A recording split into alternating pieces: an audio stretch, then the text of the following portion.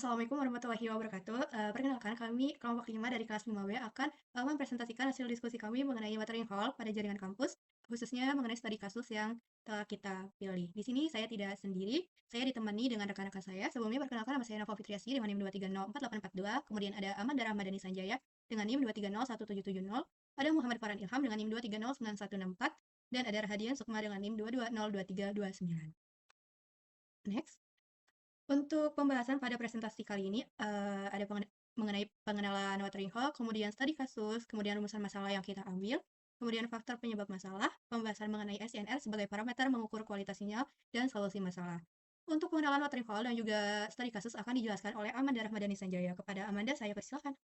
Oke, terima kasih banyak Nova. Di sini saya akan menjelaskan mengenai pengenalan Martingale, yang di mana fenomena unsur ini menggunakan spektrum frekuensi Wi-Fi secara bersamaan. Terjadinya karena banyak layar yang terkonsentrasi pada kanal tertentu seperti kanal 1 sampai kanal 6 pada frekuensi 2,4 GHz. Di sini juga terdapat tiga karakteristik yang di mana pertama ada koneksi kanal yang tinggi, yang kedua ada inferensi CO channel yang meningkat, dan yang ketiga ada degradasi kualitas layanan secara keseluruhan. Yang di mana gambar tersebut di sini menunjukkan kondisi nyata jaringan Wi-Fi yang di saat interferensinya meningkat, maka throughput-nya langsung menurun. Boleh di-next. Studi kasus yang mengenai Wi-Fi kampus mengalami penurunan throughput karena banyak klien memakai kanal 1 sampai 6 di pita 2,4 GHz. Di sini kita ngambil di lingkungan kampus, dipilihnya itu karena memiliki jaringan Wi-Fi dengan kepadatan pengguna yang tinggi. Pada kondisi ini juga sering terjadi watering hole effect yang di mana banyak perangkat menggunakan kanal 1 sampai 6 di pita 2,4 GHz secara bersamaan. Akibatnya ini inferensinya meningkat, throughput itu menurun, dan kualitas sinyalnya pun ikut memburuk karena laju data yang berhasil dikirim menjadi lebih rendah. Di sini juga terdapat gambar yang membandingkan kekuatan sinyal Wi-Fi dari CCNA1, U-Hotspot, dan U-Student. Grafik garis ini menunjukkan perubahan sinyal terhadap waktu, sedangkan grafik batang ini memperlihatkan penggunaan kanal. Dari saya cukup sekian, dikembalikan ke Nova.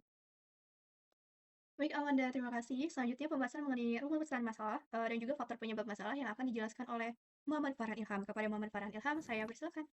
Oke, terima kasih Nova atas waktunya. Mungkin di sini saya akan menjelaskan sedikit tentang rumusan masalah dari studi kasus yang kita ambil gitu ya. Pertama, kita ada 4 poin inti dari rumusan masalah tersebut. Yang pertama adalah mengapa throughput Wi-Fi kampus menurun pada pita 2,4 GHz. Rumusan masalah kedua yaitu bagaimana hubungannya dengan kanal 1 sampai 6 pada pita 2,4 GHz.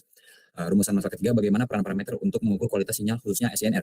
Rumusan masalah keempat bagaimana solusi untuk mengatasi permasalahan tersebut. Untuk menjawab beberapa pertanyaan sebelumnya akan kita bahas di slide selanjutnya. Oke. Pertama kita mengambil 3 poin yang dimana menjadi sebuah penyebab masalah kasus. Yang pertama adalah high device density. Banyaknya perangkat yang mengakses jaringan menyebabkan terjadinya penurunan kualitas jaringan seperti throughput. Lalu yang kedua ada inadequate channel management. Pengelolaan kanal channel Wi-Fi tidak dilakukan dengan benar, menyebabkan overlap dan penurunan performa Wi-Fi. Lalu yang ketiga ada konfigurasi default access point. Banyaknya access point menggunakan kanal bawaan pabrik yang rentang kanalnya 1 sampai 6, akibatnya terjadi penumpukan traffic karena perubahan konfigurasi jarang dilakukan oleh administrator jaringan. Selanjutnya, saya akan menjelaskan sedikit tentang pita 2,4 GHz dan kanal 1 sampai 6. Sebagian besar Wi-Fi kampus menggunakan pita 2,4 GHz yang terdiri dari 13 kanal. Masing-masing kanal memiliki lebar 20 MHz. Sehingga jika satu kanal mengalami overlapping akan mengganggu kanal di sebelahnya karena ejection channel interface. Penggunaan kanal 1 sampai 6 pada saat high di sini device akan menyebabkan penurunan kualitas sinyal. Salah satunya penurunan throughput kanal 1 sampai 6 memiliki area spektrum yang saling tumpang tindih. Untuk pembuktian, kita bisa melihat gambar yang saya sajikan di mana ada channel 1 sampai 13 dan kita mengambil studi kasus kanal 1 sampai 6. Bisa kita lihat bahwasannya 1, 2, 3, dan 4 saling terhubung dan juga 5 dan 6 saling terhubung di mana pada akhirnya kanal tersebut saling tumpang tindih yang menyebabkan penurunan throughput. Baik, untuk itu akan dilanjutkan dan saya akan kembalikan ke moderator. Oke, terima kasih, Farhan. Untuk selanjutnya pembahasan mengenai SNR sebagai parameter mengukur kualitas sinyal. Pembahasan tersebut akan dijelaskan oleh saya. Jadi, SNR atau Signal Interference Noise Ratio merupakan indikator yang menyatakan rasio perbandingan antara sinyal yang dipancarkan dengan noise atau gangguan yang terjadi selama transmisi. SNR dikatakan sangat baik jika nilainya itu lebih dari 20 desibel, sementara dikatakan sangat buruk saat nilainya kurang dari 0 desibel.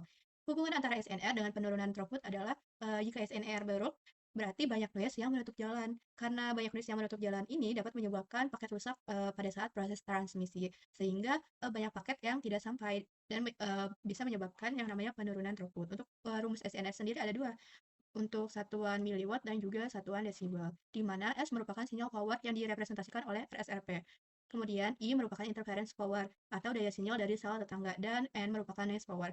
Berikut adalah tabel perbandingan antara kategori dan juga nilai SNR. Oke, untuk pembahasan selanjutnya mengenai solusi masalah dan juga kesimpulan. Untuk pembahasan tersebut akan dijelaskan oleh Radian. Kepada Radian, saya persilakan. Oke, terima kasih. Jadi untuk solusi masalahnya ada 3. Yang pertama ini adalah optimalisasi kanal. Optimalisasi kanal ini dengan menggunakan kanal non-overlapping seperti kanal 1, 6, dan 11 dapat mencegah penurunan throughput saat terjadi high device density. Lalu yang kedua adalah migrasi trafik kita 5 GHz. Nah, Pita 5 GHz ini memiliki jumlah kanal yang jauh lebih banyak dibandingkan pita 2,4, sehingga tingkat interferensinya ini menjadi lebih rendah dan throughputnya menjadi lebih stabil. Lalu yang ketiga ada pemanfaatan load balancing. Nah, load balancing ini merupakan teknik mendistribusikan beban trafik atau jumlah pengguna secara merata ke beberapa jalur koneksi. Sehingga beban ini tidak hanya terkoneksi pada satu jalur saja. Untuk kesimpulannya, nah, fenomena watering hole ini di lingkungan kampus terjadi dikarenakan penumpukan pengguna pada kanal Wi-Fi yang berdekatan, seperti kanal 1 sampai 6 di pita 2,4. Penumpukan pengguna menyebabkan penurunan kecepatan atau throughput. Kondisi ini dipicu oleh kebatasan perangkat yang tinggi serta manajemen kanal yang buruk. Namun dapat diatasi melalui optimalisasi kanal non-overlapping, migrasi tarik ke frekuensi 5 GHz, dan penerapan load balancing untuk mendistribusikan beban jaringan secara merata. Terima kasih. Terima kasih Rahadian. Boleh di next dulu?